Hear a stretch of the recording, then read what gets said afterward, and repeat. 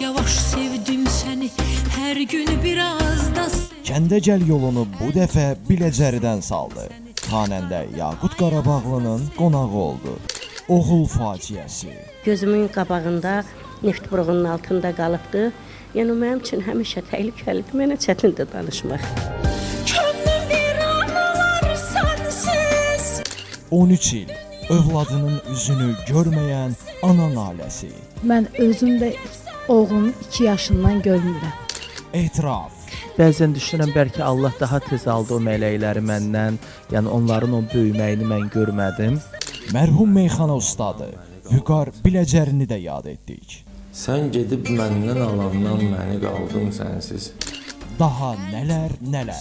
Kəndəgəl. Bu bazar 20:30-da Dünya TV-də.